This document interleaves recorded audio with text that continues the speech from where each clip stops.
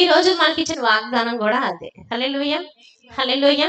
అంటే మనం అడుగుపెట్టిన ప్రతి స్థలం ఒకటే కాదు కానీ, మనం తలంచింది, మనం అనుకున్నది, ఊహించింది, మనం చెయ్యబోయేది అన్ని కూడా దేవుడు మనకి అనుగ్రహిస్తాడు. హల్లెలూయా.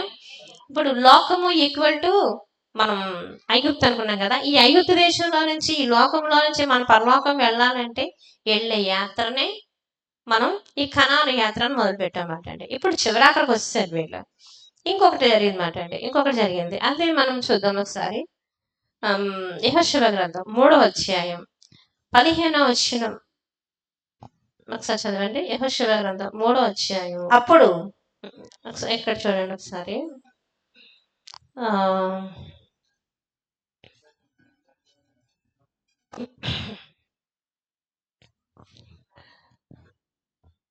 అక్కడ యొర్దాను నది అడ్డొస్తుంది చూడండి ఒకసారి. 7వ వచనం చదవండి. 3:7 చూడండి ఒకసారి. అప్పుడు యెహోవా యెహోషువతో ఇట్లనెను, నేను మోషేకు తోడైండినట్లు నీకును తోడైండునని ఇశ్రాయేలీయులందరూ ఎరుగునట్లు నేడు వారి కన్నుల ఎదుట నిన్ను గొప్ప చేయ మొదలు పెట్టెదను. మీరు యోర్దాను నీళ్ళ అద్దరికి వచ్చి యోర్దానులో నిలువడని నిబంధన మందసము యాజకులకు ఆజ్ఞాపించుము. హల్లెలూయా. ఇప్పుడు వీడు వెళ్తూ ఉంటాడుగా, ముందు ఏమంటే వచ్చింది? ఎర్ర సముద్రం వచ్చింది. ఎర్ర సముద్రం ఏమైపోయింది? పాయలైపోయింది కదా.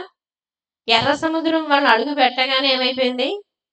ఎర్ర సముద్రం కాస్త ఇటు ఒక గోడ కింద, అటు ఒక గోడ కింద మారిపోయి మధ్యలో వీళ్ళందరూ నడిచి వెళ్ళిపోవడానికి ఎన్ని లక్షల మంది? ఇంచుమించు 20 లక్షల మంది జనాంగం వెళ్ళడానికి సముద్రం ఏమైపోయింది? పాయలు ఇచ్చిస్తుందన్నమాట. వీళ్ళు చక్కగా ఆరి నేల మీద వెళ్ళిపోయారు. ఇప్పుడు ఎర్ర సముద్రంలో అడుగు పెట్టారా? వీళ్ళు పెట్టలేదా? పెట్టారు. అంటే ఆ సమస్యను జయించారా? లేకపోతే ఏమైపోతుంది? మునిగిపోతారు అందులో. మామూలుగా కానీ అడుగు పెట్టామంటే, కొంచెం లోతుకి వెళ్ళామంటే ఏమైపోతాయి? అక్కడ మొత్తం కెరటాలు లాక్కొని వెళ్ళిపోతాయి. కానీ వీళ్ళు ఏం చేశారంటే అదే ఎర్ర సముద్రం అడుగు పెట్టారు. మీకు ఇస్తున్నాను నేను అన్నాడు. ఒక సమస్య కూడా మనం వెళ్ళేటప్పుడు అడుగు పెట్టినప్పుడు మనం ఏం చేయాలి? ప్రవ్వా నువ్వే కదా అలా ఎర్ర సముద్ర మార్గం నడిపించిన వాడు నువ్వే కదా ప్రవ్వా, ఈ సమస్య నుంచి విడిపించేవాడు కూడా నీవే. ఈరోజు ఇచ్చిన వాగ్దానాన్ని ఒకసారి రాసుకోండి. ఎర్ర సముద్రం అనే సమస్య కూడా మీరు వెళ్తున్నప్పుడు దాన్ని పాయం చేసేవాడు, చక్కగా నడిపించేవాడు ఆయన ఒకడు మాత్రమే. హల్లెలూయా. రెండవ వాగ్దానం ఇక్కడ మనం చూస్తే కనుక యొర్దాను నది అడ్డొచ్చింది. ఏ నది? యొర్దాను నది అడ్డొచ్చింది అంటండి. యొర్దాను నది వీడు వెళ్తున్నప్పుడు యొర్దాను అడ్డుగా వస్తే ఇప్పుడు అడుగుపెట్టిన ప్రతి స్థలాన్ని ఇస్తానన్నాడు. వీడు ఖచ్చితంగా దాటాలి అది. ఆ దాటకపోతే వీళ్ళు కనాన్ దేశం వెళ్ళారు వీళ్ళు. ఇప్పుడు ఏం చేయాలంటే కనుక ఇప్పుడు నిబంధన మందసం తెలుసు అందరికీ. ఆ మందసం పట్టుకున్న యాజకులని ఏమన్నాడంట, మీరు ఈ యొర్దాను నది మీరు ముందుగా ఈ మందసాన్ని మీరు పట్టుకొని భుజాల మీద పెట్టుకొని అరికాళ్ళు ఎక్కడ పెట్టండి? యొర్దాను నదిలో పెట్టండి అన్నాడు. అదే మూడో అధ్యాయం మనం చూద్దాం ఒకసారి. 15వ వచనం చదవండి. 15 వచనం. అప్పుడు ఆ మందసంను మోయేవారు యోర్దానులో దిగిన తరువాత మందసంను మోయు యాజకుల కాళ్ళు నీటి అంచున మునగగానే పైనుండి పారు నీళ్లు బహుదూరమున సారేతానున అదామను పురమునకు దగ్గర ఏకరాశిగా నిలిచెను. లవణ సముద్రమును అరబా సముద్రమును పారునవని బొత్తిగా ఆపబడెను. హల్లెలూయా. అవి ఎక్కడికి కాదండి, ఇక్కడ యొర్దాను నది ఎక్కడి నుంచి అంటే అరాబా సముద్రం దగ్గర నుంచి, ఆదాంపురం దగ్గర నుంచి, సారేతాను దగ్గర నుంచి మొదలుకొని ఈ చుట్టుపక్కల ఉన్నటువంటి నది అంటే ఎలా ఉంటదండి? నది అంటే చాలా దూరంగా ప్రవహిస్తూ ఉంటది. ఈవెన్ ఒక పెద్ద రౌండ్ గా కూడా ఉండదు చెప్పాలంటే కనుక. అంతే కదండి, రౌండ్ గానే ఉంటదా? ఇప్పుడు ఈ యొర్దాను అలా అడ్డొచ్చిందంటే ఎంతమంది వెళ్తారు అక్కడ? దాని నుంచి ఎన్ని లక్షల మందికి ఎన్ని బోట్లు కావాలి, ఎన్ని షిప్పులు కావాలి? అసలు ఎలా వెళ్తారు? అసలు ఈదుకుంటూ వెళ్తారా అంటే అది పశువులు ఉన్నాయి, ఇవన్నీ ఉన్నాయి, ఎలా వెళ్తారు అసలు అని అనుకున్నారు. కానీ ఇక్కడ ఏమన్నారంటే కనుక ఏం చెప్పారంటే కనుక ఈ యాజకులు ఏం చేయండి, ఫస్ట్ మీరు మందసాన్ని ఎత్తుకుని ఆ నీళ్ళ అంచుల దగ్గర నిలబడి. అక్కడ ఏమన్నాడు? అప్పుడు ఆ మందసం మోయేవారు యొర్దానులో దిగిన తర్వాత మందసమును మోయి యాజకుల కాళ్ళు నీటి అంచులు మునగగానే అన్నాడు. ఇక్కడ ఇంకొక చోట అరకాళ్ళు అన్నాడు. 13వ వచనం చూడండి. సర్వలోకనాథుడుగు యెహోవా నిబంధన మందసమును యాజకుల అరకాళ్ళు యొర్దాను ముట్టగానే నీళ్లను ముట్టగానే యొర్దాను నీళ్లు అనగా ఎగువ నుండి పారు నీళ్లు ఆపబడి ఏకరాశిగా నిలిచెను. హల్లెలూయా, హల్లెలూయా. ఇది కట్టు కదా అనుకుంటున్నారా? కానీ కాదు, నిజంగా జరిగింది ఇది. హల్లెలూయా, ఇది నిజంగా జరిగింది. వాళ్ళ అరికాళ్ళు ఎక్కడ ఏంటంటే, ఎవరి అరికాళ్ళు? నిబంధన మనసు మోసే యాజకాలు. నిబంధన మనసు అంటే ఏం తెలుసు కదా? యేసు ప్రభువాన్ని మోయడమే. నిబంధన మనసానికి యేసు ప్రభువానికి ఈక్వల్ టు నిబంధన మనసు అంటే 10 ఆజ్ఞల పలకలు, అహరోను చిగురించిన కర్ర, మోషే మంగారు పాత్ర, వీటిని ఒక మనసు అనే పెట్టెలో, బంగారు పెట్టెలో పెట్టి మూత పెట్టి, కరుణాపీఠం దాని మీద వేసి, కెరూబులు దాని మీద పెట్టి, ఇప్పుడు మోత కర్రలు పెట్టి దాన్ని మోసుకెళ్తారు. ఇప్పుడు చూడండి, అంగితాల విగ్రహాలు మోసుకెళ్తారు కదా, ఇలా భుజాలను పెట్టుకుని మోసుకెళ్తారు కదా. ఈ మందసాన్ని కూడా ఇదివరకు అలాగే మోసేవారు. ఆ మందసాన్ని మోసుకుని వెళ్తూ ఉన్నప్పుడు వీళ్ళు మందసాన్ని ముట్టుకోకూడదు, కానీ ఈ భుజాల మీద ఆ మోత కర్రలు పెట్టుకున్నారు అన్నమాట. ఇప్పుడు వీళ్ళు మోత కర్రలు పెట్టుకుని అక్కడ నిలబడ్డారు. కాళ్ళు అక్కడ పెట్టగానే ఏమైపోయింది చెప్పండి? ఎక్కడెక్కడ నుంచి ఎగువ గురించి పోల్చిన నీళ్ళన్నీ ఏకరాశి అయిపోయినాయి అంటండి. హల్లెలూయా, హల్లెలూయా. అంటే ఒక చోట కుప్పగా వేయబడ్డాయి. హల్లెలూయా. మరి ఎర్ర సముద్రం అయిపోయింది, గోడలు. ఈ నది ఎప్పుడు కూడా అన్ని చోట్ల ప్రవహించదు. అది సముద్రం అంటే దాని యొక్క విస్తీర్ణం చాలా ఎక్కువ ఉంటుంది. నది అంటే చిన్నదే ఉంటది, అంతే కదా. మాకు ఇక్కడ ప్రత్యేక దానికి ఒక నది ఫేమస్. మన నదికి ఏంటి? మన ఈస్ట్ గోదావరికి ఫేమస్ అయిన నది ఏంటి? గోదావరి నది. ఇప్పుడు ఎక్కడెక్కడి నుంచి ఇటు పురుషోత్తపట్నం దగ్గర నుంచి, ఇటు రాజమండ్రి దగ్గర నుంచి, అటు అన్నిటి నుంచి మరి అపురాలను అసలు 4 వైపుల నుంచి వచ్చేటటువంటి అన్ని కూడా ఏం చేశాడు? అక్కడ ఏకరాశిగా ఒకే చోట నిలబడ్డాయి. హల్లెలూయా, హల్లెలూయా. ఆయన ఎంత గొప్ప దేవుడు అండి! అడుగు పెట్టిన స్థలాన్ని మీకు ఇస్తున్నాను నేను. హల్లెలూయా. ఆ యొర్దాను అనే సమస్య నుంచి మీకు విడిపిస్తాను. యొర్దాను అనగా చాలా అర్థాలు ఉంటాయి, చాలా అర్థాలు. శ్రమ అనొచ్చు, లేదంటే మరణము అనొచ్చు. ఇలాంటి సమస్యలు మనకి చుట్టుపక్కల ఉన్నప్పుడు దాని నుంచి ఏం చేస్తాను? ఆయన మిమ్మల్ని నేను విడిపిస్తాను. నేను అక్కడ అడుగు పెట్టగానే ఎక్కడ నీటి రాశిగా ఉన్నా, ఎక్కడ తోసేటని, ఎప్పుడు తోసేట గట్లు వీధి నుంచి పారి ఒక చోట పారి నీళ్ళు రాశిగా అయిపోయినాయి. అర్థమవుతుందా మీకు? గట్లు నుంచి పారి నీళ్ళు అక్కడ ఏకరాశిగా నిలబడిపోయినమాట. ఒక కుప్పగా నిలబడ్డాయి నీళ్ళని కూడా. ఎంత అద్భుతం చెప్పండి! అడుగు పెట్టిన యొర్దాను నది 4 చేతికి ఇచ్చాడు ఆయన. ఆ ఇశ్రాయేలు ప్రజలకు అనుగ్రహించడం అంటే ఏంటి? అందులోంచి నడుచుకుంటూ వెళ్ళిపోయారు అంతే. వాళ్ళు ఏం పేరు? ఆ నీళ్ళు అలానే ఉన్నాయి, వీళ్ళు దాటుకుంటూ వెళ్ళిపోయారు. ఎక్కడికి వెళ్ళిపోయారు? యొర్దాను నది దాటి వెళ్ళిపోయారు అన్నమాట. హల్లెలూయా, హల్లెలూయా. అక్కడ ఎంత అద్భుత కార్యం అంటే కనుక, అందులో నుంచి 12 రాళ్ళను తీసుకుని వచ్చి ఏం చేశారంట? అక్కడ ఇది మీ పితరులు, మీకు రాబో తరం వారికి ఏం చేశారంట? ఒకప్పుడు మేము ఇలా వెళ్తుండే యొర్దాను నదిని మేము దాటవలసి వచ్చింది. అప్పుడు ఏకరాశిగా అయిపోయినాయి నీళ్లు. అప్పుడు ఈ రాళ్ళు అందులో తెచ్చి ఆ మధ్యలో తీసుకొచ్చి మేము ఇక్కడ పెట్టామని చెప్పడానికే 12 రాళ్ళు. దాని గిల్గాలు అనే పేరు పెడతారు. హల్లెలూయా, హల్లెలూయా. మన కష్టాల నుంచి వచ్చినప్పుడు ఒక సాక్ష్యం మనకి మిగులుతుంది, అవునా కదండి? కష్టం నుంచి వచ్చినప్పుడు ఆ సాక్ష్యం మనకి మిగలాలన్నమాట అండి. హల్లెలూయా. మన కష్టాల గుండా వెళ్తాం, శ్రమల గుండా వెళ్తాం, మన అనుకూల పరిస్థితుల నుంచి వెళ్తూ ఉంటాం, కానీ అది ఏమైపో చెప్పండి? మనకి ఒక సాక్ష్యంగా మిగిలిపోతుంది. ఆయన వెళ్ళకుండా ఉంచడం, అలాగా వెళ్ళిస్తాడు. వెళ్ళు అంటాడు, నువ్వు అడుగు పెట్టిన తర్వాత దాని అన్నింటినీ సరళం చేస్తాడు. హల్లెలూయా, హల్లెలూయా. ఇంకొక విషయం కూడా చెప్తాను నేను. ఇప్పుడు యొర్దాను లాంటి సమస్యలను ఆయన ఏం చేశాడు? మనకి వెళ్ళాలి అంటే గనక అడుగు పెడుతూ ఉంటుంటే, మనం వెళ్తూ ఉంటుంటే ఒక్కొక్క సమస్య, మనం ఈ లోకంలో నుంచి పరలోకానికి మొదలెట్టాం యాత్ర. రక్షణ పొందిన వెంటనే ఇరుగు పడగడుతున్న మొత్తంలో కలిసిపోయావా అని అంటారండి. అదొక సమస్య. భర్త ఏమంటాడు? కొడతాడు. ఇరుగు పొరుగు గారు ఏమంటారు? బాధపెడతారు. బంధువులు ఏమంటారు? బాగానే వెళ్ళిపోయామా, మంచి మార్గంలోకి వెళ్ళామని అంటారా? ఏమంటారు చెప్పండి? వెంటనే ఏమంటారు చెప్పండి? సమస్యలు. మంచి మార్గంలో వెళ్ళడానికి ఎవరికి ఇష్టం ఉండదు, తెలుసా మీకు? మీరు అనుకుంటున్నారేమో, నేను మంచిగా ఉన్నాను కదా, మంచి మార్గంలో వెళ్తాను అనుకుంటున్నాం. ఎవరు వెళ్ళరు. సాతాను అస్సలు వెళ్ళాడు. మన దేవుని తెలుసుకున్నామంటే కనుక ఒక మంచి మార్గం ఉండగా దేవుడు మనం నడుస్తున్నాం. సాతానికి ఏముండదు, ఇష్టం మనం బాగుపడడం సాతానికి ఇష్టం ఉంటుందా? ఇరుగు వారికి ఇష్టం ఉంటుందా? ఉండదు. అందరికి ఇష్టం ఉంటుందా? ఇష్టం ఉండదు. కానీ మనం ఏం చేయాలంటే కనుక ప్రయాణించాలి. హల్లెలూయా. ఈ సమస్యలన్నిటిని దాటుకుంటూ మనం ఏం చేయాలి చెప్పండి? దాన్నే మనం జయించడం అన్నమాట. వాళ్ళు వెళ్తుండగా చాలా సమస్యలు వచ్చినాయన్నమాట అండి. కానీ వాళ్ళు ఆ సమస్యలో అడుగుపెట్టం. ఇప్పుడు మీరు అడుగుపెట్టే స్థలాన్ని మీకు ఇస్తున్నానంటే అర్థం ఏంటి? మీరు వెళ్ళే సమస్యలో నేను తోడుగా ఉంటాను. దాని అన్నిటి నుంచి మీకు విడిపించేస్తాను అర్థం. అదవుతుందా? మీరు ఏ సమస్యలో వెళ్తున్నారో ఆ సమస్య నుంచి దేవుడు ఏం చేస్తానంటున్నాడు?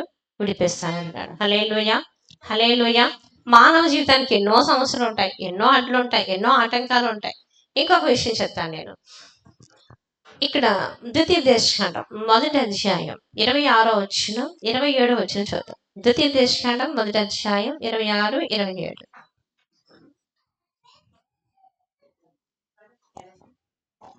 అయితే మీరు వెళ్ళనొల్లక మీ దేవుడైన యెహోవా సెలవిచ్చిన మాటకు తిరగబడి మీ గుడారములలో సనుగుచు యెహోవా మన యందు పగబట్టినందున మనల్ని సంహరించినట్లు అమోరీయుల చేతికి మనల్ని అప్పగించుటకు ఐగుప్తులో దేశంలో నుండి మనం రప్పించి ఉన్నాడు. మనం ఎక్కడికి వెళ్ళగలము?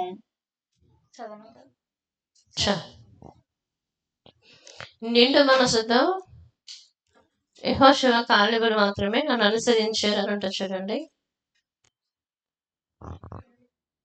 26వ వచనం చూడండి. 1వ అధ్యాయం 26వ వచనం.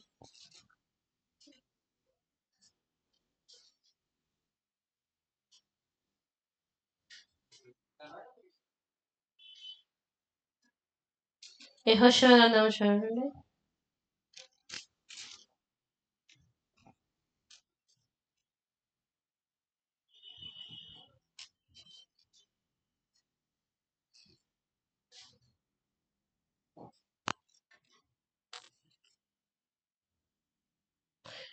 యెహోషువ కాలేబులు నిండు మనసుతో ఆయన్ను వెంబడించారు కాబట్టి వారు మాత్రమే కనాను దేశానికి చేరుకుంటారు. వాళ్ళిద్దరు మాత్రమే అని చూడండి ఒకసారి.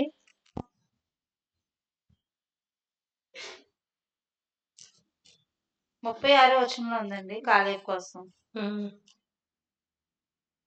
యెఫున్నె కుమారుడైన కాలేబు తప్ప మరి ఎవరనూ చూడదు. అది కాదు, ఇంకో చోట ఉంటుంది చూడండి. 3వ అధ్యాయం చూడండి. యెహోషువ 3వ అధ్యాయం.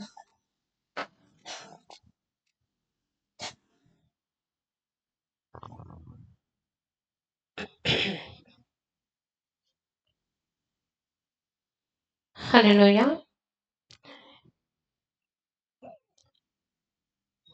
ద్వితీయోపదేశకాండం 11వ అధ్యాయము 21 చూడండి. యెహోషువ 14:9 చూడండి. యెహోషువ 14:9 చూడండి.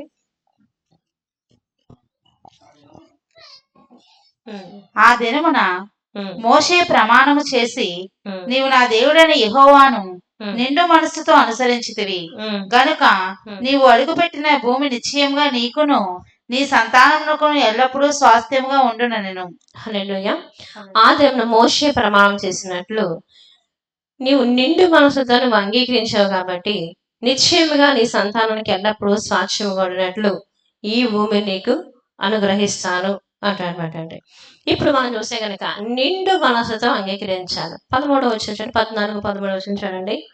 యెఫున్నె కుమారుడైన కాలేబు ఇశ్రాయేలు దేవుడైన యెహోవాను నిండు మనసుతో అనుసరించువాడు గనుక యెహోషువ అతన్ని దీవించి అతనికి హెబ్రోను స్వాస్థ్యంగా ఇచ్చాను. హల్లెలూయా. యెహోషువ కాలేబు ఇద్దరు ఏం చేశారంట? నిండు మనసుతో దేవుని అంగీకరించారంట అండి. హల్లెలూయా. ఏం చేశారంటే నిండు మనసుతో ఆ యేసు దేవుని అంగీకరించారు అంటే వాళ్ళు అడుగు పెట్టాలి అంటే గనక కనాను దేశంలో అడుగు పెట్టాలంటే గనక నిండైన మనసుతో దేవుని మనము ఆరాధించాలి. ఎంతమంది వెళ్ళారు అక్కడికి? 20 లక్షల మంది జనాంగం బయలుదేరారు కదా. చివరాఖరికి వెళ్ళిన వాళ్ళు ఎవరు తెలుసా మీకు? ఇద్దరే వెళ్ళారు. వాళ్ళిద్దరి పేర్లు ఏంటి? యెహోషువ, కాలేబు. ఒక చోట ఏంటంట, నీవు కోపపడని, నా మీద కోపపడని పరిచారకుడు యెహోషువ అని ఉంటుంది చూడండి. నా మీద కోపపడని పరిచారకుడగు యెహోషువ. అది ఆ మాట కోసం నేను ఇందాక దించాను. నా మీద కోపపడని యెహోషువ అని ఉంటుంది. అంటే ఎవరు వెళ్తారయ్యా కనాన్ దేశంలోకి అడుగు ఎవరు పడతారంటే గనక దేవుని మీద కోపపడినవాడు. ఎవరు వెళ్తారు? దేవుని మీద కోపపడనేవాడు ఎవరంటే కనుక యెహోషువ. ఈ 20 లక్షల మంది దేవుని మీద ఏం చూశారు?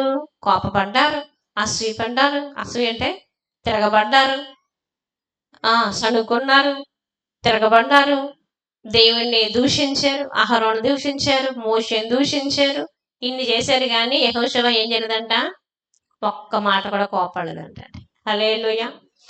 ఎవరికి ఇస్తారు? అడుగుపెట్టు ప్రతి స్థలాన్ని నీకు ఇస్తాను అన్నాడు దేవుడు.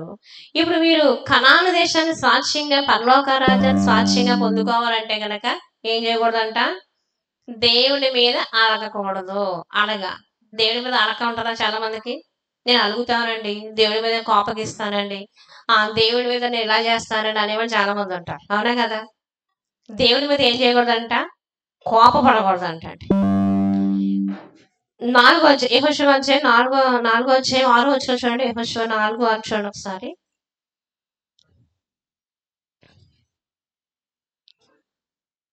ఇక మీదట మీ కుమారులు ఈ రాళ్ళు ఎందుకని అడిగినప్పుడు మీరు యెహోవా మందసం ఎదుట యోర్దాను నది ఏకరాశిగా ఆపబడెను.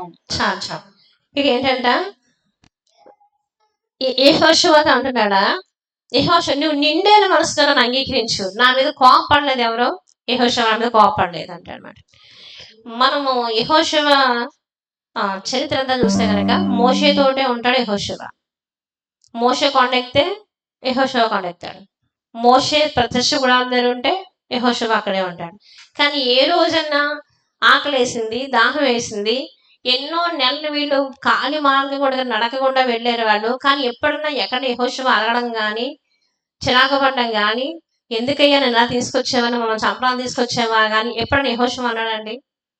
యెహోషువ అంటే నాకు చాలా అభిమానం. అందుకని ఒకసారి మాకు ట్రైనింగ్ అయింది.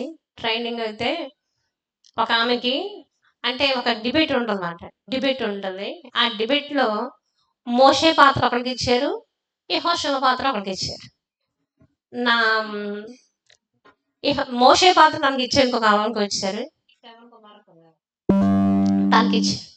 నాకేమి ఇచ్చారు? మోషే పాత్ర ఇచ్చారు. ఇప్పుడు మోషే గొప్పవాడా, యెహోషువ గొప్పవాడా అని ఇద్దరి మధ్య డిబేట్ మాట్లాడారు. ఇద్దరికి అర్థమైంది. ఇద్దరి మధ్య డిబేట్ అయితే తనకు మోషే చాలా గొప్పవాడు కదా, మోషేని తగ్గించేటంతది ఏమి ఉండదు చెప్పాలంటే. అంతే కదండి? మోషేని తగ్గించేటంత ఏమి ఉండదు. యెహోషువ చెప్పాలంటే కనుక మధ్యలో వచ్చాడు. అందరికీ మధ్యలో వచ్చినట్టు తెలుసు. ఇక్కడ యెహోషువ గ్రంథంలో యెహోషువ వచ్చినట్టు మనకి పూర్తిగా క్లారిఫికేషన్ వస్తుంది మనకి. ఎందుకంటే బాధ్యతలు అనేది తీసుకుంటాడు యెహోషువ. అప్పుడే మనకు తెలుస్తుంది కానీ అంతకుముందు ఏం చేశాడో సంగతి తెలియదు చాలా మందికి. అయితే నాకు యెహోషువ అంటే ముందు నుంచి అభిమానం ఎక్కువ కాబట్టి నేను బాగా యెహోషువ కోసం బాగా అలసిని ఇలా ఉండాలి, నేను ఇలా ఉండాలి, ఇలా ఉండాలనుకుంటాను. ఎంత చెప్పాలంటే కనుక ఎన్ని కష్టాలు వచ్చినా, ఎన్ని బాధలు వచ్చినా సరే దేవుణ్ణి తృణీకరించకూడదు, విసర్జించకూడదు. దేవుడిని ఏమి మనం అనడానికి వీల్లేదు. అంటే మన వల్ల వచ్చేసి ఈ శ్రమను దేవుడు కలుగు చేయడు అని నాకు ఎప్పుడు కూడా ఆ థాట్ అనేది నాకు ఉంటుంది. కాబట్టి అదేముంది యెహోషువ కోసం కూడా నేను కొంచెం ఎక్కువగానే నాకు తెలుసు చెప్పాలంటే. అయితే తన గొంతు పెద్దది. ఇద్దరు నుంచున్నాం అక్కడ. మా ముందు ఆడియన్స్ చాలా మంది ఉన్నారు. పీజీ చేసిన వాళ్ళు, పిహెచ్డీ చేసిన వాళ్ళు, ఒక పక్క నుంచి పెద్ద పెద్ద సేవకులు, వీళ్ళందరూ ఉన్నారు. వీళ్ళ మధ్య నేను ఎలా చెప్పాలి అసలు? ఆ గొంతు పెద్దది, నాదేమో చిన్న గొంతు తీసుకుంటూ ఎలా చెప్పాలి అసలు? ఆ మైక్ పట్టుకున్నాను, అందరూ చూస్తారు, అందరూ కూడా ఒక్కొక్కటి ఏం చేసి మొత్తం కూర్చోబెట్టి మైక్ నుంచి అన్ని చేసి వాళ్ళు కూర్చోబెట్టి అసలు పరిస్థితి ఏంటి అసలు అనుకున్నాను అనమాట. అనుకుంటే అప్పుడు అది చెప్పింది, నేను ఇంక ఓడిపోతున్నాను అన్న సంగతి అందుకు అర్థమైపోయింది. ఇంకా మణికుమార్ గారు ఓడిపోతున్నారు. ఇంక అసలు ఏంటంటే మనకి ఇలా ఓడిపోతాడు, అందరూ అలా చూసి ఆశ్చర్యపోతున్నారు అనమాట. ఇటు మమ్మల్ని కండక్ట్ చేసిన సార్ కూడా అక్కడే ఉన్నారు, తను కూడా చూసి ఆశ్చర్యపోతున్నారు అనమాట. అంటే మణికుమార్ సంగతి అయిపోయింది, ఇంకా కుమారమే గెలుస్తుంది అనుకుంటా అనమాట. అనుకుంటే అప్పుడు చెప్పనిచ్చింది నేను అన్నాను, చెప్పండి అసలు నా మాట పనివ్వట్లేదు అసలు పనివ్వట్లేదు. పనివ్వకపోతే అప్పుడు ఏం చేశానంటే నేను అంటే మేమిద్దరం ఒక చూడండి దాని ఏంటారు ఏంటది బెలూన్ ఉంటాం. ఆ బెలూన్ మీద మేమిద్దరం ఎక్కి వెళ్తున్నట్టు మెదక్ మాట. ఇద్దరు ఎక్కి వెళ్తుంటుంటే ఇద్దరు ఇద్దరు ఏంటంటే సగం దొరికి అది కొంచెం డ్యామేజ్ అయిపోయింది. ఇప్పుడు పడిపోతాం అన్నమాట. ఒకళ్ళైతేనే అందులో ఉండాలి. 2 రోజులు ఇద్దరు నాకు కుదరదు. ఒకరు దిగిపోవాలన్నమాట. ఒకరు ఉతికేయాలి. చచ్చిపోవడమే కాదు మనకి ఏం ఉండదు ఇంకా అసలు. అయితే ఇప్పుడు మా ఇద్దరికి పోటీ అనమాట. డిబేట్ అంటే అలాగేలా కాదు ఇంకా. ఒకరు బతకడమా నువ్వు చచ్చిపోవాలి నువ్వు చచ్చిపోవాలన్నమాట. అది టాపిక్ మాట అక్కడ. అయితే ఇప్పుడు మెదడు అందరూ ఉన్నాము. ఇప్పుడు మోషే ఎవరు తను, నేను యెహోషువ. ఇప్పుడు ఎవరు ఓడిపోతే ఆడికి అతనికి ఇంకొకటే ఉంటాడు, అది బతుకుతాడు అనమాట. అది డిబేట్ అక్కడ. అయితే ఇప్పుడు నేను యెహోషువ పాత్ర కదా, అది అనుకున్నాను అనమాట. అందరూ అయిపోయిన తర్వాత లాస్ట్ ఆదికి వచ్చి ఎవరికి వచ్చింది? యెహోషువ కదా వచ్చింది. అప్పుడు నేను అనమాట, యెహోషువ అంటే అంత కదా ఇంత కదంటే నిండు మనసు అంటే అబ్బే మోషేకి అంతకంటే నిండు మనసు అంటాడు. పోనాదు అంతకంటే ఎక్కువ ఉన్నాడు అంటాడు. సరేనా నేనేమన్నానంటే, బాబు నీ పని అయిపోయింది, నువ్వు వెళ్ళిపో అని కొండ మించి తీసేసాడు ఆయన అని ఒక మాట చెప్పనమాట అండి. ఏమన్నాడంట, నీ పని అయిపోయింది, నువ్వు కొండ మించి కిందకి దిగిపో అంటే ఇప్పుడు కొండ మించి చచ్చిపోతే ఎక్కడ పడ్డాడు? మోషే సమాధి ఎక్కడ ఉంది? లోయలోనే కదా ఉంది. మీరు బాగా చదివితే చివరి అధ్యాయంలో ఎదురు దేశం చివరి అధ్యాయం చదివితే కనుక యెహోషువ మోషే పైన చచ్చిపోతే సమాధి ఎక్కడ ఉంది? కింద లోయలో అనమాట అండి. బాబు నీ పని అయిపోయింది నానని మోషేనే దేవుడు తోసాడు అని అన్నమాట అండి. ఒక్కసారి అందరూ క్లాస్ కొట్టాడండి. హల్లెలూయా. ఒక్కసారి అందరూ క్లాస్ కొట్టి ఇంకా ఇంక మోషే పని అయిపోయింది కదా, ఇంకా మిగిలినోడు ఎవరంటే కనుక యెహోషువ అనమాట. అంత నిండు మనసుతో అంగీకరించిన వాడు ఎవరంటే కనుక యెహోషువ. ఆ నిండు మనసే అక్కడ ఓటములో నుంచి గెలిపించాడు అనమాట. హల్లెలూయా. అది నిండు మనసు అంటే. ఎక్కడ దేవుళ్ళో మనం ఏమైపోకూడదు? ఫెయిల్యూర్ అయిపోకూడదు. అర్థమైంది కదా? ఏ విషయంలోనూ కూడా మనం ఫెయిల్యూర్ అనేది ఉండకూడదు. ప్రతి దాంట్లో నెగ్గాలి. అసలు వాళ్ళందరూ అలా డిబేట్ అయిపోయిన తర్వాత లాస్ట్ అండ్ ఫైనల్ వాళ్ళు మాట్లాడండి. ఇంకా అసలు ఇంకా మా తర్వాత ఉన్నారంటే ఇంకా వాళ్ళందరూ పెద్ద అంత తెలివైన వాడు కాదు, లేదంటే అంత చెప్పవలసిన వాడు కాదు. చెప్పాలంటే మేము ఎదురు ఫస్ట్ మాట అన్నిట్లో మేము ఫస్ట్ ఉంటాం అన్నమాట. మాకు పేరు పెట్టింది ఏంటంటే ముగ్గురు పేర్లు చెప్పి వీళ్ళు ఆడు సింహాన్ని పేరు పెట్టారనమాట. నాకు ఇంకొక మరొకరికి ముగ్గురికి ఆడు సింహాన్ని పేరు పెట్టి చాలా మంచిగా ట్రైనింగ్ ఇస్తే ఇక నేను ఓడిపోతే సమస్య చేయాలి. అక్కడ చాలా ఇది కదా. ఇక్కడ అందరూ క్లాస్ మరి మీరు ఓడిపోయారు అనుకున్నారా అండి? అసంటే నన్ను ఓడించాను కూడా డౌన్ అయిపోయిందన్నమాట. ఇంకా డౌన్ అయిపోయిందన్నమాట. ఓడిపోయారు ఇంకా. తను ఒప్పేసుకుంది ఆలోచన మాటతో కాదు, తన యొక్క బిహేవియర్ తన ఎక్స్ప్రెషన్సే ఇంకా ఓడిపోయి పెట్టేస్తుందన్నమాట. నాకు ఎంత నిజంగా ఎంత ఆశ్చర్యం వేసిందంటే, ఎంత సంతోషం అయిపోయిందంటే కనుక నా మాట చిన్నది కానీ ఈ యెహోషువ నిండు మనసుతో కష్టాలు వచ్చినాయా రాని ప్రభా నువ్వున్నావయ్యా, శ్రమ వచ్చిందా ప్రభా నువ్వున్నావయ్యా, నాకు ఒక పెద్ద బంగారం కొండ వచ్చిందా నాకు ఆశీర్వదించావు ప్రభా నువ్వు ఉన్నావయ్యా, నేను గర్వపడిపోకుండా కాపాడు ప్రభా. ఏదొచ్చినా సరే నిండు మనసు అంతే. మనం కష్టాలు వస్తే ఒకలా ప్రవర్తిస్తాం, సుఖాలు వస్తే ఒక ప్రవర్తిస్తాం. అలాంటి మనసుతో కలిగిన వాడు కాదు యెహోషువ. అందుకే నిండు మనసుతో దేవుడు అంగీకరించాడు కాబట్టి ఎక్కడికి వెళ్ళంటే కనుక కనాను దేశం వెళ్ళిపోయాడు. మనం ఈ లోకంలో ఏం చేయాలి చెప్పండి? ఎవరయ్యా నిత్యరాజులు అడుగు పెడతారంటే అడుగుపెట్టి ప్రతి స్థలాన్ని నీకు ఇస్తున్నాను అంటే కనుక ఎవరు ఇస్తారు? ఆ పరలోక రాజులు అడుగుపెట్టే ఆ శక్తి ఎవరికొని అంటే కనుక నిండు మనసుతో అంగీకరించిన వారికే ఆ నిత్యరాజులు అడుగు పెట్టే అవకాశం ఉంటుంది. మీకు తెలుసా ఈ లోకం మనం లాగుతుంటది కదా. మా అమ్మగారు ఎప్పుడు చెప్తూ ఉండేవారా, పరలోక రాజ్యంలో ఒక అడుగు పెట్టిన తర్వాత ఇంకొక అడుగు ఎక్కడ ఉంటది? ఒక ఇంట్లోకి చర్చలకు అడుగు పెట్టాలనుకోండి, ఫస్ట్ ఒక అడుగు పెడతారు, 2 కాళ్ళు ఎట్టు దుద్దుతారా? ఒక్క అడుగు ఎక్కడ పెడతాం, 2 కాళ్ళు ఎట్టు వదుతారు కదా. మీరు కానీ పరలోక రాజ్యం వెళ్ళడానికి మీరు ప్రయాణిస్తున్నప్పుడు ఒక కాలు పెట్టిన తర్వాత 2వ కాలు సాతాను లాగడం చూతారంటండి. అర్థమవుతుందా? ఏ కాలు? ఒక కాలు ఎట్టో బాగానే ఉంది, ఇంకో కాలు కూడా ఉంది కదా, ఇప్పుడు కూడా ట్రై చేద్దాం అనుకుని ఆ వెనకాల కాలు లాగడానికి కూడా అప్పుడు ట్రై చేస్తాం. ఆఖరి నిమిషం వరకు మనమే ప్రయోగాలు జరుగుతూనే ఉంటాయి. ఎందుకు? ఆగిపోవడానికి. ఎంతమంది వెళ్ళారు? అలా లాగి పడిన వాళ్ళందరూ ఆగిపోయారు. ఎంతమంది వెళ్ళారు కనాన్ దేశం? 20 లక్షల మంది జనాంగకి ఎంతమందికి వెళ్ళారు? ఎదురు వెళ్ళారండి. అంటే ఈ అందరిని అపవాదం ఏం చేసింది చెప్పండి? ఆపేసింది. నువ్వు అడుగుపెట్టే స్థలానికి ఇస్తానని ఇచ్చిన వాగ్దానం వీళ్ళు ఏం చేశారు? మిస్ అయిపోయారు. కాబట్టి వీళ్ళు మనల్ని మిస్ అయిపోకుండా ఉండాలంటే ఏం చేయాలి చెప్పండి? మనకి ఏముండాలి? నిండు మనసు ఉండాలి. ఏ మనసు ఉండాలి? నిండు మనసు అంటే అటువంటి నిండుకుండా తొలకిసలాడదు. నిండుకుండా మీరు సగం నీళ్ళెట్ను మొయ్యలేవు అవ్వద్దు బాబా, అన్ని నీళ్ళు వదిలి కానీ సగం పట్టుకెళ్ళి నీళ్ళని మన పిల్లలు కానీ పిల్లలకు కానీ సగం నీళ్ళు చూపించండి. నడిచారు ఎప్పుడు ఇప్పుడు వాళ్ళకి అలవాట్లు లేవు. ఎందుకంటే కుళాయిలు ట్యాపులు ఎక్కడికక్కడ అన్నీ వచ్చేసినాయేమో తెలియదు. సగం బిందుతో నడిచారు ఎప్పుడన్నా?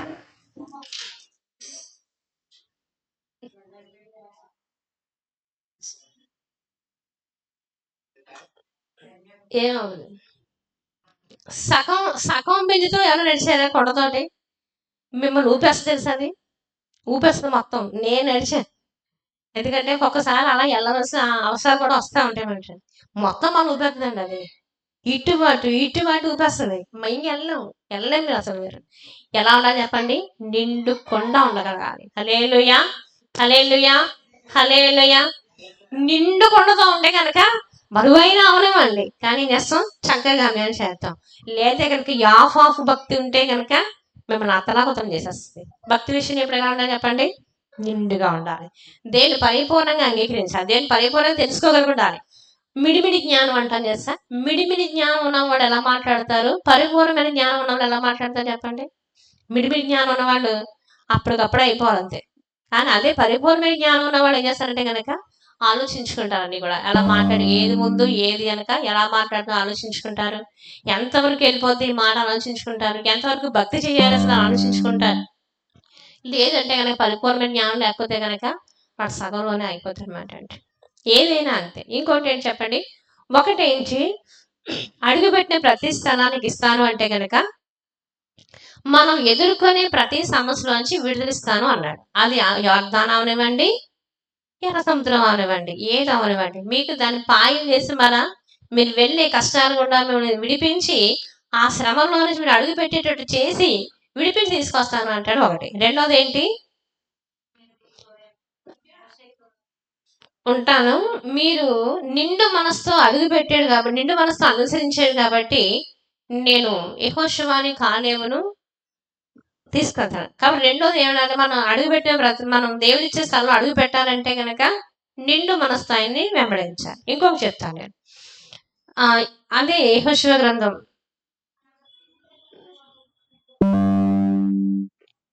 చూద్దాం ఒకసారి.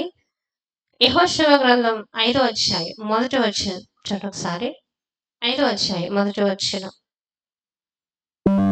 వారు దాటుచుండగా ఇశ్రాయేలీయుల ఎదుట నుండి యెహోవా యొర్దాను నీళ్లను ఎండజేసిన సంగతి యొర్దానుకు పడమటి దిక్కునున్న అమోరీయుల రాజులందరూ సముద్రం వద్దనున్న కనానీయుల రాజులందరూ వినినప్పుడు వారి గుండెలు చెదిరిపోయాను. హల్లెలూయా. ఏం చేశారంట? యొర్దాను ఎండిపోయింది, ఇశ్రాయేలు వాళ్ళు వస్తుంటే అన్న సంగతి ఎవరో తెలిసిందంట? ఆ చుట్టుపక్కల రాజు తెలిసిపోయిందంట. హల్లెలూయా. నిన్ను ఏదో చేయాలని శత్రువు అనుకుంటాడు, కానీ నిన్ను ఏమీ చేయలేడు. ఏం చేస్తాడు? ఏదో చేయాలనుకుంటాడు, కానీ ఏమీ చేయలేడు. మనకున్న సమస్యల్లో చాలాసార్లు, మరి మీకున్న సమస్యల్లో మీరు ఎదుర్కొన్న సంగతులు నాకైతే తెలియదు, కానీ నేను ఎదుర్కొన్న సమస్యల్లో చూస్తే కనుక దేవుడు ఒకసారి పడిపోయాడు చూపించాడు. పడిపోయాను, పరిగెడుతూ ఉన్నాను, పడిపోయాను. విత్ ఇన్ సెకండ్స్లో లేచిపోయాను. విత్ ఇన్ సెకండ్స్లో లేచి వెళ్ళిపోతాను అనమాట. మనకున్న పరుగు పందెంలో అపవాదం ఒకసారి పడగొడతాడు అనమాట. ఆర్థికంగా పడగొడతాడు, అనారోగ్యపరంగా పడగొడతాడు, ఏదో శత్రువు మనం ఏదో బ్లేమ్ చేసి మనం పడగొట్టాలని చూస్తాడు. కానీ మనం ఏం చేయాలి? లేచిపోవాలన్నమాట అండి. లేచిపోవాలి. అప్పుడు శత్రువు వెనక ఈయన పడగొట్టాలనుకున్నాను కానీ నేనేం చేయలేకపోయాను అనుకుంటాడు. హల్లెలూయా. నేనేమి చేయలేకపోయాను అనుకుని భయపడతాడు. మన మీద శత్రువు మన కోసం భయపడాలంటే ఏం చేయాలా? మన పట్ల అద్భుతాలు జరిగించాలి. అంతే కదండి. మనల్ని ఎవరో ఏదో చేద్దాం అనుకుంటారు కానీ ఏమీ చేయలేరు. అప్పుడు అపవాది భయపడతారు. భయం ఉంటుందా ఉండదా? ఈరోజు మనకి ఏదో పరీక్ష పెట్టాలనుకుంటాడు, కానీ మనం దాన్ని ఎగ్గుతాం మాట. దాన్ని ఎగ్గుతాం. మాకు ఒకసారి నాకు ఒక దర్శనం వచ్చింది. బీరు అంతా ఖాళీ పీరియడ్ వచ్చింది. ఏంటి? గాడి బీరులో మొత్తం అన్నీ అయిపోయినాయి. మొత్తం లేవు, ఏమీ లేదు. దొంగ కూడా చేసేసాడంట, మొత్తం పట్టిపోయాడంట. కానీ నా చేతితో బంగారం మాత్రం గొలుసు పట్టుకున్నానంట. నేను మొత్తం బీరువాలు అంతా ఖాళీ అయిపోయిందంట. నేను చూసుకునేసరికి ఓపెన్ చేసి చూస్తే ఏమీ లేవు, అందరు ఖాళీ అయిపోయిందంట. ఖాళీ అయిపోతే అమ్మ నా డబ్బులు అనుకున్నాను నేను. అక్కడ దర్శనం వచ్చింది. అక్కడి నుంచి నాకు మొత్తం ఆర్థిక ఇబ్బందులు స్టార్ట్ అయ్యాయి. ఏమని అందరూ అనుకున్నారు మనీ పని అయిపోయింది అనుకున్నారు. ఏమనుకున్నారు? ఈ పని అయిపోయింది ఇంకా అనుకున్నమాట. అనుకున్నప్పుడు దేవుడు ఏం చేశాడు? మళ్ళీ ఏం చేశాడు? ఆయన లేవనెత్తాడా? అద్భుత రీతిగా లేవనెత్తాడు. ఇప్పుడు అందరూ చూసి ఏమనుకుంటారు చెప్పండి? వీడి దేవుడు గొప్పవాడు అనుకుంటారు అనుకోరా? అనుకుంటారు కదా. మేము వెళ్ళే పరిస్థితి ఒక్కొక్కసారి నేను కొన్ని డేరింగ్ చేస్తుంటాను. డేరింగ్ అంటే ఏంటంటే చాలా సాహసం చేస్తుంటాను అనమాట. చేసినప్పుడు చుట్టుపక్కల ఉన్న వాళ్ళు అనుకుంటారా స్వీట్ ఇది అనుకునేవాడు. నాకు వినబడే మాటలు ఏంటిది ఇలా చేస్తుంది అది చేస్తుంది అనుకోని మాట్లాడే ఏమైపోతానని భయం వాళ్ళకి. కానీ ఎవరన్నా చెప్పండి, కొంతమంది అన్ని చేయాలని చూసిన చాలా మంది ఉన్నారు. కానీ ఎక్కడ అన్ని చేయ పరిస్థితి లేదు. వస్తాయి పరిస్థితులు వస్తాయి కానీ అనిచాను. అప్పుడు శత్రువు ఏమవుతాడని భయపడతాడు. మన మీద ఏదో చేద్దామని అపవాది అనుకుంటాడు కానీ మనం ఏమీ చేయలేడు. హల్లెలూయా. మనం పడగొట్టలేదా? బడి మీద పడగొట్టలేదా? ఏం చేద్దాం అన్నాడు? అపవాది లేకుండా చేస్తా ఉన్నాడు. కానీ దేవుడు ఏం చేశాడు? అద్భుత రీతిగా నిలబెట్టాడు. ఇప్పుడు అపవాది సిగ్గుపడ్డా లేదా? భయం వేసింది అపవాదికి. అమ్మో ఈ జోలికి వెళ్తే కనుక మనకి మన భయం ఉంటుంది అనుకుంటారు కదా. ఇప్పుడు అక్కడ చుట్టుపక్కల వాళ్ళు అలా అంటున్నారంట, వీళ్ళు దేవుడు ఏంటి యార్దాన అడ్డొస్తే ఎన చేశాడు, ఎర్ర సముద్రం అడ్డొస్తే పాయలు చేశాడు. మరి వీళ్ళు దేవుడు ఎంత గొప్పవాడు అనుకునే వాళ్ళందరూ కూడా ఏమవుతున్నారంట? భయపడతారు. వాళ్ళ గుండెలు చెదిరిపోయినాయి అంటారు. ఏమైపోయినాయి? మనం అడుగు పెడితే చుట్టూ ఉన్న శత్రువుకి ఏమైపోవాలి? వాళ్ళ గుండెల్లో ఉండకూడదు. హల్లెలూయా. వాళ్ళ గుండెలు ఏమైపోవాలి? కరిగిపోవాలి. వాళ్ళ గుండెలకి ఏమవ్వాలి? భయం రావాలి. కానీ కొన్ని చోట్ల వెళ్తూ ఉంటాం. కొన్ని చోట్ల ప్రదేశాలకు మేము వెళ్తూ ఉంటాం, ప్రాంతానికి వెళ్తూ ఉంటాం. అక్కడున్న పరిస్థితులు అన్నీ మా ఆదిలో రావాలంటే కనుక చాలా కష్టం తెలుసా మీకు? ఏదో వెళ్తున్నారు పాస్టర్ గారు, ఏదో 4 గంటేసుకు వెళ్తున్నారు, ఏదో చేసేస్తున్నారు అనుకుంటాం తప్ప. కానీ అక్కడ పోరాటాలు ఉంటాయి. ఏముంటాయి చెప్పండి? పోరాటాలు, సాతాను శక్తులు, చీకటి శక్తులు ఉంటాయి. ఇప్పుడు చాలా మంది అనుకుంటారా, అడుగుపెట్టిన ఈ స్థలం నాకు ఇయ్యి ప్రభువా అని అడిగితే మాకు ఇచ్చేయడం కాదు, ఆ స్థలం నాకు ఇచ్చేయడం కాదు. ఈ స్థలం ఉన్న దురాత్మలు అన్నింటినీ లయపరిచి ఈ బిడ్డలో శాంతి సమాధానం దయచేసి నీ బిడ్డకి అయ్యేటట్టు సహాయం చేయండి ప్రభువా అని చేయడమే ప్రార్థన. హల్లెలూయా. ఇప్పుడు మనం ఎక్కడికి వెళ్ళాం? కడిగి వెళ్ళాం కదా. తర్వాత ఎక్కడికి వెళ్ళాం? ఏలూరు వెళ్ళాం, అంతే కదండి. ఇప్పుడు వెళ్ళిన చోట అన్నప్పుడు మేము ఏం చేస్తున్నామంటే కనుక ఆ చుట్టూ ఉన్న దురాత్మలు అన్నింటినీ ఏం చేస్తామంటే కనుక ఉంటాయి కదా, దురాత్మలు ఉంటాయి కదా, సాతాను శక్తులు ఉంటాయి, దురాత్మలు ఉంటాయి. ఇప్పుడు ఇక్కడ ఉన్న ప్రజల్ని మనం స్వాధీనం చేసుకోవాలంటే, ఆ బిడ్డల్లో మనం స్వాధీనం చేసుకోవాలంటే కనుక వాళ్ళని పట్టి పీడిస్తున్నటువంటి ఆ సాతాను శక్తి అన్నిటినీ వెళ్ళగొట్టి వాళ్ళని విడిపిస్తే అప్పుడు మనవాళ్ళు అవుతారు, అంతే కదండి. విడిపించాలి కదా వెళ్తున్నాం. మరి ఇప్పుడు మనం అక్కడికి ఏం చేయాలి? అడుగు పెట్టాలి. అక్కడ పెట్టామా పెట్టలేదా? అడుగు పెట్టాము. ఆ తర్వాత ఆ పరిస్థితి ప్రతిష్ఠించి దేవుడు విడిపించనమాట. అంటే వాళ్ళ భయంకరమైన ఒక శ్రమతో బాధపడుచున్నమాట. శ్రమతో బాధపడుచున్నప్పుడు సేమ్ టు సేమ్ అదే దాన్ని ఫేస్ చేశాను నేను. ఫేస్ చేసినప్పుడు ప్రభువును అక్కడ స్వస్థత ఇస్తున్నావు ప్రభు, ఆ సాతాను శక్తిని లయపరుస్తున్నావు ప్రభు. ఆ పిల్లడు అటాక్, సాతాను అటాక్ ఎంత ఉందంటే కనుక చాలా భయంకరంగా ఉందంట. ఇప్పుడు అడుగుపెట్టే ప్రతి స్థలాన్ని ఇస్తుంటే కనుక వాటన్నిటి నుంచి నిర్మూలించి దేవుని యొక్క స్వాధీనంలోనికి మనం తీసుకెళ్ళడమే అదవుతుంది. ఇప్పుడు అడుగుపెట్టే ప్రతి స్థలము అంటే కనుక మనం వెళుతుంటే అపవాదికి ఏమైపోవాలి చెప్పండి? భయం పట్టాలి. హల్లెలూయా. బాషాను రాజును ఓగును హతం చేశాడు. సీహోన్ రాజు అయినటువంటి బాషాను ఓగును హతం చేశాడు. వీళ్ళందరినీ 31 మంది రాజుని హతం చేసుకుంటూ వెళ్ళిపోతున్నప్పుడు చుట్టుపక్కల ఉన్న వాళ్ళకి అందరికి ఏంటంట? భయం పట్టుకుంది. భయం పట్టుకుంది. బాలాక్కి భయం పట్టుకుంది. ఆ యొక్క అమోరీ రాజు అయిన సీహోను హతం చేశాడు. ఆయన అమోరీ రాజు అయిన సీహోను హతం చేశాడు. బాషాను రాజు అయిన ఓగును హతం చేశాడు. పెద్ద పెద్ద రాజులు వాళ్ళందరూ కూడా వాళ్ళందరినీ హతం చేసుకుంటూ వెళ్ళిపోయి అవన్నీ స్వాధీనం చేసుకున్నారు. వీళ్ళు జయించలేదండి. ఆ ప్రాంతాన్ని ఎంత యెహోషువ గ్రంథంలో చాలా చాలా చూస్తాం, మనం సంఖ్యాకాండంలో చూస్తాం. మోషే ఉన్నప్పుడు చేసిన యుద్ధాల కంటే యెహోషువ చేసిన యుద్ధాలు చాలా ఎక్కువ. ఎరుకో అనే ప్రాంతానికి వెళ్ళారు. యోర్దాను దాటిన వెంటనే ఎక్కడికి వెళ్ళారు వాళ్ళు? ఎరుకో పట్టణానికి వెళ్ళారు. ఎరుకో అంటే ఏంటి? శాపితమైంది, శాపం. ఇప్పుడు ఎరుకో పట్టణాన్ని స్వాధీనం చేసుకోవాలంటే కనుక ముందుగా ఎక్కారు ఎవరు? ఎరుకో కోటను ఎక్కాడు ఎవరు చెప్పండి? ఎరుకో కోటను ఎవరు ఎక్కారు? ఇద్దరు వేగులు వారు వెళ్ళారు. ముందు వెళ్ళారు అక్కడికి, వేగు చూశారు కదా, అడుగు పెట్టారా లేదా అక్కడ? అడుగు పెట్టారు. ఆ యొక్క ఎరుకో కోట అంటే 3 రథాలు, ఇలా 3 రథాలు వెళ్ళిపోవచ్చు, ఇలా 3 రథాలు వచ్చేయచ్చు. 6 lanes రోడ్స్ ఉంటాయి చూసారా, అంత పెద్ద కోట అది. కొన్ని కిలోమీటర్ల విస్తీర్ణంలో చుట్టుకొస్తున్నటువంటి ఆ ప్రాంతంలో ఆ కోటని ఏం చేశారంటే వీళ్ళు ఎక్కి చూశారు. ఏం చేశారు? అడుగు పెట్టారు. పెట్టనివ్వడమే పెద్ద కష్టం. అదవుతుందా? అడుగు పెట్టారు. ఆ యొక్క కోట అంతటినీ పడిపోగలిగే శక్తి దేవుడు అనుగ్రహించారు. హల్లెలూయా, హల్లెలూయా. శాపము అనే చోటకు మనం అడుగు పెట్టినప్పుడు, శాపం అనే ఇంట్లో మనం అడుగు పెట్టినప్పుడు ఆ శాపం అంతా తొలగిపోయి ఏమొస్తుంది చెప్పండి? ఆ ఇంటికి ఆశీర్వాదం వస్తుంది. జ్యోతి వారి దగ్గర ప్రార్థన పెట్టినప్పుడు వాళ్ళు చెప్పింది ఒకే మాట చెప్పారు. ఏంటమ్మా మీ దగ్గర ఎందుకు ప్రార్థన పెట్టాలి, 7 వారాలు ఎందుకు పెట్టాలి అన్నప్పుడు వాళ్ళు చెప్పారు, నేను ముందుగానే నేను ప్రిపరేషన్ నాకు అక్కడ ఒక వాక్యం చెప్పమని దేవుడు చెప్పాడు నాకు, అదే చెప్దాం 7 వారాలు అనుకున్నాను. వాళ్ళు చెప్పిన సాక్ష్యం కూడా చెప్పారు. కొన్ని తరాలు బట్టి మాకున్న శాపం ఏంటంటే లేమి, దరిద్రత మమ్మల్ని పట్టి పీడిస్తుందని చెప్పారు వాళ్ళు. ఆహారానికి కొరత, ప్రతి వంశంలోనూ కూడా తన తాత నుంచి కూడా ఏ శాపం ఉందంట? ఆహారం తినడానికి కూడా కరువు ఉన్న పరిస్థితుల్లో వాళ్ళు వెళ్ళారని చెప్పారన్నమాట. దేవుడు అదే వర్తమానం శాపం కోసం చెప్పని చెప్పాడు, అదే చెప్పని ప్రారంభించాడు. వాళ్ళ శాపం దేవుడు బ్రేక్ చేశాడు లేదా? హల్లెలూయా, హల్లెలూయా. అది అడుగుపెట్టిన ప్రతి స్థలాన్ని మీకు ఇస్తానంటే ఇప్పుడు ఆ ఇల్లు రాసిచ్చేసి లేకపోతే జ్యోతిర సంపద ఆశాతం రాయించాలి, అది కాదు. అక్కడ సాతాను శక్తులు, ఇక్కడ శాపం అనే కట్లు. ఒక్కొక్క చోట ఒకటి. పితరులు చేసిన పాపాన్ని బట్టి చేసినాము అంటుంది.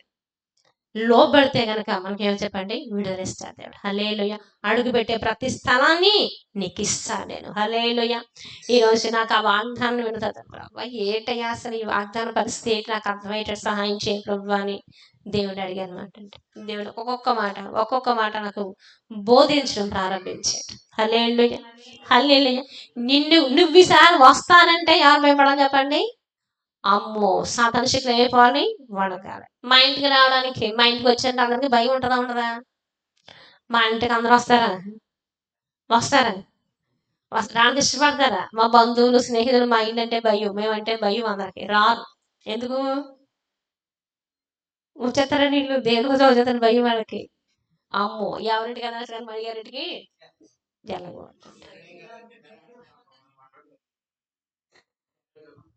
అలా కాదు. ఆత్మీయ ఆహారం ఇక్కడి నుంచి భుజించి వెళ్తారు, సంతోషంతో వెళ్తారు, రక్షణతో వెళ్తారు. హల్లెలూయా, హల్లెలూయా. వెళ్ళి రాలేదు చూడడానికి వెళ్ళిపోవడం అది వేరు, చూసి వెళ్ళిపోవడం వేరు. ఇక్కడ స్ట్రక్ అయిపోతారు. ఇప్పుడు ఎక్కడికి? దేవుడికి ఎడిట్ అవుతారని భయం, ఇక్కడ ఉన్న దేవుడికి ఎడిట్ అవుతారని భయం. అడుగు పెట్టే స్థలాన్ని మీకు ఇస్తున్నాను నేను. హల్లెలూయా. నువ్వు ఏ స్థలం అడుగు పెడతావో దానిపైనటువంటి చీకటి శక్తులపై, దురాత్మలపై, అక్కడ పట్టిస్తున్న సమస్యల పైకి విడుదలిస్తాను అని అర్థం. హల్లెలూయా, హల్లెలూయా, హల్లెలూయా. ఇప్పుడు యెహోషువకి ఇచ్చిన వాగ్దానం ఏంటి చెప్పండి? వాళ్ళు ప్రయాణిస్తూ వెళ్తున్నారు, ఎరుకో అడ్డు వచ్చింది. దాన్ని ఏం చేశాడు? వీళ్ళు స్తుతిస్తూ గణపరుస్తూ పాటలు పాడుతూ 7 దినములు తిరగగానే, 7 వారాలు తిరగగానే ఏమైపోయిందంట? ఎరుకో కోటలు టన్ డన్ డన్ డన్ అని కూలిపోయింది అంటే ఎన్ని గుణపాలు పెడితే అవుతాయండి? ఎన్ని క్రొక్లెన్స్ వస్తే అర్థమవుతుంది, పడగొట్టగలండి. ఇప్పుడున్న క్రొక్లెన్స్ ఇవన్నీ తోడేస్తాయి కానీ అవి తొయ్యలేవు. రాళ్లతో కట్టిని అవన్నీ కూడా తెలుసా మీకు? ఆ రాళ్లతో కట్టిని తొయ్యాలంటే ఎంత టైం పడుతుందండి? ఒక్క పూటలో, ఒక్క రోజులో ఆ శాపాలన్నిటినీ కొట్టివేయబడ్డాయి. హల్లెలూయా, హల్లెలూయా. వెంటనే ఏమొచ్చింది? హాయి అనే వచ్చి పట్టణం వచ్చింది మాట. ఏమొచ్చింది చెప్పండి? హాయి అంటే చిన్నది అని అర్థం మాట అండి. ఏం చెప్పండి? చిన్నది అని అర్థం. ఆ పట్టణం చిన్నది అంటాడు, లేదంటే బాలభద్రమైంది అంటాడు. ఆ పట్టణాన్ని హతం చేయాలంటే చిన్న చిన్న పాపాలు ఉంటాయి మన జన్మలో. ఏమిటి చెప్పండి? చిన్నవి ఉంటాయి, చిన్న పాపాలు ఉంటాయి. దాని అంతటిని ఏం చేయాలి చెప్పండి? నిర్మూలన చేసేసుకోవాలి. హల్లెలూయా. మనం ఎక్కడికైనా మనం స్వాధీనం పరచుకోవాలి, దేవుడిచ్చే కనాన దేశాన్ని స్వాధీనం పరచుకోవాలంటే కనుక మనలో ఉన్న చిన్న పొరపాట్లు ఉంటాయి. దాన్ని ఏం చేయాలి? సరే, ఇది చిన్నదే కదా. వాళ్ళు ఏం చేశారంట? ఎరుకో కంటే హాయి చాలా చిన్నదే కదా అని తక్కువ సైన్యం తీసుకెళ్లారు, అంతే కదండి. చిన్న సైన్యం తీసుకుని వెళ్తే ఏమి ఓడిపోయారు వాడు. ఎప్పుడు ఓటమే లేదు. మనం చిన్న పాపమే కదా అని ఎప్పుడు అనుకుంటామో అప్పుడే ఓడిపోతాం. చిన్న సమస్యే కదా, చిన్నదే కదా, దేవుడు ఎందుకు ఆధారపడడం అనుకుంటామో ఓడిపోతాం అన్నమాట. ఈరోజు మన చిన్న చిన్న పొరపాట్లు మన జీవితంలో ఏం చేసుకోవాలి చెప్పండి? తీసేసుకోవాలి. హల్లెలూయా. ఈ చిన్నదే కదా, ఈ చిన్నదే కదా, ఇది కూడా దేవుడు చూస్తాడా, ఇది కూడా చూస్తాడా అనుకుంటాం. కానీ ఏం చేయాలి? అన్ని దాన్ని కూడా ఏం చేయాలి? తీసేసుకోవాలన్నమాట. ఈ చిన్నదే కదా, ఈ చిన్నదానికైనా అంటే దేవుడు నన్ను చిన్న తప్పు చేసినా సరే ఊరుకోడండి. అస్సలు ఊరుకోడు. ఎన్ని చెప్పేస్తాడు ఆయన, అంటే ఈరోజు మనం ఏం చేయాలి? చిన్న చిన్న అది యెహోషువ అంట హాయి మీదకి వెళ్ళినప్పుడు ఆ ఖడ్గాన్ని పట్టుకుని కత్తివాత అందరి హతం చేసి చెయ్యి ముడుచుకోలేదంటండి అస్సలు. ఈవేళ మనం చిన్న చిన్న పొరపాట్లన్నీ మనకు వంట మెయిన్ అయిపోద్ది. చిన్న చిన్న పనులు ఏదో చెప్పండి, మనకు లేట్ అయిపోయింది ఏంటి? చిన్న చిన్న పనులే, అంతేనే కదా. ఆడవాళ్ళు బాగా తెలుసు. పెద్ద తప్పులు బాగా తీరిపోతాయి, చిన్న చిన్న తప్పులు తీరుతాయి. అక్కడ 1000, ఇక్కడ 10,000, అక్కడ 50,000 అది తీరుతాయా? ఆడే గొడవ పెడతారు ఎక్కువ. నీకు 10 లక్షలు అప్పు ఉంటే ఒక మాటతో వెళ్ళిపోద్ది. నేను ఇస్తాను కంగానే, ఇల్లు అమ్మేస్తానో పొలం అమ్మేస్తాను ఏదో చెప్తాం. అదే 10,000 వాడు ఏమనుకుంటున్నాడు? అసలు ఊరుకోడు. అలా చిన్న చిన్న పాపాలు మన బాధపడుతూ ఉంటాయి అన్నమాట. మనం ఏం చిన్నదే కదా అనుకుంటాం, కానీ ఆ చిన్నదే మన మీదకి ఏం చేస్తారు కదా, దాడి తీసుకొస్తుంది అన్నమాట. అందుకని యెహోషువ ఏం చేశాడు? కత్తి చేత పట్టుకొని అన్ని నిర్మూలన చేశాడంట. హల్లెలూయా. ఈ చిన్న చిన్న వాటిని తీసేసుకోవడానికి ఎంత టైం పడుతుంది చెప్పండి? ఈ చిన్న టీవీయే కదా అనుకుంటాం ఇంట్లో. టీవీని తీసానికి ఎంత టైం పడుతుంది? మీ టీవీ రెండు ఇక్కడ బాగా తెచ్చి కట్టండి. దేవుని స్తోత్రం. హల్లెలూయా. బీడీల కంపెనీ కూడా ఆపిచ్చేసాం మేము. బీడీల కంపెనీ తీసేశారు. బీడీల కంపెనీలు, సిగరెట్ కంపెనీలు, బ్రాందీ షాపులు, సారా షాపులు అన్ని తీసేమని, బ్యాన్ చేయమని అప్లికేషన్ పెట్టాం. ఎవరికి? అవి కూడా తీసేస్తాం. మరి సార్ చూసుకోండి సార్, అవన్నీ పోతాయి. సమస్యని వదులుకోకపోతే ఏమైపోతాయి? అవన్నీ బ్యాన్ చేయబడతాయి అన్నమాట. ప్రభు వీళ్ళు బానట్లేదయ్యా, నువ్వు వాటిని బ్యాన్ చేసే ప్రభు అంటాం మేము. ఏమంటాం చెప్పండి? అంతే కదండి. మనం అడుగుతున్నాడే. అమ్మడం తప్పు కదండి, కొనడం తప్పు అంట. అమ్మేవాడిది తప్పే, కొనేవాడిది తప్పే. అమ్మేవాడికి ఎలా తెలిసింది అది కొంటున్నాడని? ఎలా తెలిసింది? ఇతను అమ్మబట్టే కదా తెలిసింది. లేకపోతే ఎవరు సీరియట్లు అవుతున్నారో, ఎవరు బ్రాంతి దోస్తున్నారో, ఎవరు కళ్ళు దోస్తున్నారు, ఎవరు తెలుస్తుంది? ఆకే తెలుస్తాయి. మనకేం తెలుస్తాయి? మా వెనక షాప్ పెట్టేవాడు చేయడానికి అన్నాని వాళ్ళు మాకు చెప్తారు మాట వచ్చి, మీ వాళ్ళ చేస్తున్నారండి అంటారు. అంతే కదండి. చేస్తున్నప్పుడు మేమేం చేస్తాం? ఇప్పుడు కూర్చొని ప్రభు నువ్వు సాయం చేయి ప్రభు అని మేము ప్రార్థన చేస్తాం. అలాంటి చిన్న చిన్న విషయాల కోసం మనం ఏం చేయాలి? చిన్న అబద్ధమే కదా, చిన్న దొంగతనమే కదా, ఆ చిన్నదే కదా, ఇలాంటి అన్నిటిని కూడా ఏం చేయాలి చెప్పండి? అన్నిటిని ఒకసారి కూర్చుని అన్నిటిని జ్ఞాపకం చేసుకుని, ప్రభు ఈ చిన్నదాన్ని వదలలేకపోతున్నాను నీ కోసం, నీ పరలోక రాజ్యం కోసం నేను వదలలేకపోతున్నాను ప్రభు అని మనం ఏం చేయాలి చెప్పండి? ప్రార్థన చేయాలి. హల్లెలూయా. హల్లెలూయా. అప్పుడు ఈ ప్రతి చిన్నదాన్ని మనం జయించినప్పుడు పెద్దదాన్ని జయించాలి, ఎడుకోకాట జయించాలి, చిన్న చిన్న వాటి కూడా జయించాలి. మనల్ని కూర్చుని బెదురు అందరికీ వస్తుందంటండి. మా చుట్టుపక్కల వీళ్ళు దేవుని బిడ్డల సొమ్మా, వీళ్ళ జోలికి వెళ్ళకూడదు. హల్లెలూయా. ఎప్పుడు అనుకున్నారా? మిమ్మల్ని బట్టి ఎవరు అనుకున్నారు? వీళ్ళు దేవుని బిడ్డలు కదా, వీళ్ళ జోలికి ఎవరు వెళ్ళకూడదు అనుకున్నారా ఎప్పుడన్నా? అనుకునే విధంగా మన ప్రవర్తన ఉండగలిగి ఉండాలి. హల్లెలూయా. కొంతమంది భక్తులు ఉంటారండి, నేను కానీ దేవుని భక్తురాలను అయితే వీళ్ళు అయిపోరుగా అంటారు చాలా మంది. అలాంటి ఏమండకూడదు? శపథాలు ఉండకూడదు. వాళ్ళని ఏమండకూడదు? కొంతమంది ఉంటారు అంటే నేను దేవుని బిడ్డనైతే కనుక వీళ్ళు ఇలా అయిపోరుగా అంటారు. అలా కూడా అనకూడదు. మన దేవుని బిడ్డలమే, మన అందరినీ దేవుడు ప్రేమిస్తాడు. వాళ్ళని ప్రేమిస్తాడు, వీళ్ళని ప్రేమిస్తాడు. నేను ఆల్రెడీ ప్రేమించాడు, వాళ్ళు ప్రేమించాలనుకుంటున్నాడు, వాళ్ళు క్షమించాలనుకున్నాడు. మనం అవకాశం ఇవ్వాలి కదా. ఉందే అంటే ఎలాగుతుంది? కాదు కదా. ఈరోజు మనకు దేవుడు ఆప్షన్ ఇచ్చాడంటే కనుక మనల్ని బాగా క్షమించిన దేవుడే అందరినీ క్షమిస్తాడు. మనల్ని కూర్చొని మనల్ని ఏమనుకో చెప్పండి, మనల్ని ఎవరన్నా నాశనం చేద్దాం అనుకుంటే దేవుడు ముందు వాళ్ళని నాశనం చేసి బుద్ధి చెబుతాడు అన్నమాట. హల్లెలూయా. ఇందాక చెప్పారు కదా ఎవరు క్రాంతి, మిమ్మల్ని ఎక్కడ పెట్టాలని పెడతానంటే దేవుడు ఎక్కడ పెట్టా అక్కడ పెట్టాడు. హల్లెలూయా. ఎక్కడ పెట్టాలి? బలిపీఠమే పెట్టాలా? అక్కడే పెట్టాడు. మేమే పెట్టాలా? అక్కడే పెట్టాడు. ఎక్కడ పెట్టాలో అక్కడే పెట్టాడు. బలిపీఠమే పెట్టబడి చిన్న విషయమా? కానే కాదు. ఎక్కడ పెట్టాలో దేవుడు పెడతాడు, ఎక్కడ పెట్టాలో అక్కడ పెడతాడు అన్నమాట. హల్లెలూయా. హల్లెలూయా. అందరికీ ఉన్నతమైన స్థితిలోనే పిలుస్తాడు దేవుడు. హల్లెలూయా. ఒక మనిషి ఏమీ చేయలేడు. మన కూర్చొని బెదిరి ఎవరికి ఉండాలి చెప్పండి? ఈ లోకానికి ఉండాలి. హల్లెలూయా. నువ్వు దేవుని బిడ్డవైతే నిన్ను కూర్చుని భయం ఈ లోకానికి అంతటికి ఉండాలి. అటువంటి విధంగా మనం ఏం చేయాలి చెప్పండి? మార్చబడాలి. నువ్వు అడుగుపెట్టే ప్రతి స్థలం అంటే ఈసారి అర్థం చెప్పండి. అడుగుపెట్టే ప్రతి స్థలం అంటే నువ్వు వెళ్ళే ప్రతి స్థలంలోని ఇబ్బందిని దేవుడు తీసేస్తారన్నమాట. హల్లెలూయా. నువ్వు అడుగు పెట్టగానే పటాపంచైపోతుంది. మా ఊరి గారు అంటారా, మా రేచల్ గారు అంటారా, పాస్టంగా అడుగు పెట్టినంటే మాకు నీళ్ళు వచ్చేస్తున్నాయండి అంటున్నారు. నీళ్ళు లేవండి, 4 రోజులు బట్టి నీళ్ళు లేవంట. పాస్టం గారు అడుగు పెట్టడం, అడుగు పెట్టి వచ్చారండి, నీళ్ళు వచ్చేస్తున్నాయి, తెగ వచ్చేస్తున్నాయండి. పగల వస్తున్నారు. నాకైతే అర్థం కాలేదు. ముందుసారి అయితే పగల రాత్రి అవుతాయి అసలు నీళ్ళు కూడా వేసినప్పుడు అవుతాయి కదా అనుకుంటే, ఏమో మా దేవుడు ఎంత కరుణించాడు అని అర్థం కాదు మరి నాకు. హల్లెలూయా. ఇలా మనం అడుగుపెట్టి ప్రతి స్థలాన్ని ఏం చేయాలి?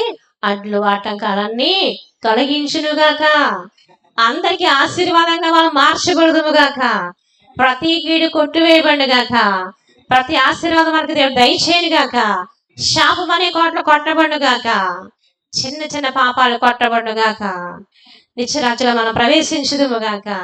అది ఎంత పెద్ద సమస్య అయినా చిన్న సమస్య అయినా సరే మనం ఎదిరించగలిగే శక్తి దేవుడు మనకు దయచేసి గనులుగా మన దేవుడు నిలబెట్టునుగాక. హల్లెలూయా. హల్లెలూయా. మనం వేసిన ప్రతి అడుగు ఎలా పడాలి చెప్పండి? నేతిలో పడాలి. ఎలా పడాలి? నువ్వు అడుగు పెట్టి ప్రతి స్థలం వల్ల వేసిన అడుగు ఎలా పడాలి? నూనెలో కాదు, ఎక్కడ? నేతిలో పడాలి. మనం తలపెట్టే ప్రతి కార్యం ఏమవ్వాలి? సఫలం అవ్వాలి. హల్లెలూయా. దాన్ని అడుగుపెట్టే ప్రతి స్థానంలో అంటే మనం వెళ్ళకుండానే మన ప్రభుని చేయాలనుకుంటున్నాను ప్రభు అని మీరు ప్రార్థన చేయండి. ప్రభుని చేయాలనుకుంటున్నాను ప్రభు, ఈ బిజినెస్ స్టార్ట్ చేయాలనుకుంటున్నాను, ఈ ఉద్యోగాలకు వెళ్దాం అనుకుంటున్నాను, పలానా ఊరు వెళ్దాం అనుకుంటున్నాను, ఇది చేయాలనుకుంటున్నాను, ప్రభుని నేను చేయనా, నాతో ఉంటావా అని అడగండి. దేవుడు ఖచ్చితంగా ఇస్తాడు. హల్లెలూయా. హల్లెలూయా. ఈ వాగ్దానం మనందరికీ దేవుడు దయచేయను గాక. ప్రతి దాన్ని లోపరుచుకునే శక్తి దేవుడు మనకు దయచేయను గాక. స్వతంత్రించుకునే శక్తి మనకు దయచేయను గాక. మనలో కూర్చొని బెదురు ప్రతి ఒక్కరికి దేవుడు దయచేయను గాక. ప్రతి దాన్ని మనం సేకరించే స్వాధీనం చేసుకునే కృప దేవుడు మనకి దయచేయను గాక. హల్లెలూయా. మీకు ఇస్తా అన్న ప్రతి వాగ్దానాన్ని దేవుడు మనం అందరూ పొందుకునే కృప దేవుడు మనకు దయచేయను గాక. మోకరించుదాం, ప్రార్థన చేద్దాం. ఇది వాగ్దాన సందేశం. మీకు ఇస్తాను అన్నాడు దేవుడు. ప్రభు ఎలా ఇస్తామయ్యా అంటే నిండు మనసుతో నన్ను అంగీకరించి ఇస్తాను అన్నాడు. మిమ్మల్ని కూర్చొని బెదురు ప్రతి ఒక్కరికి ఇస్తాను అన్నాడు. ద్రాకులకి భయం, దుష్టాత్మలకి భయం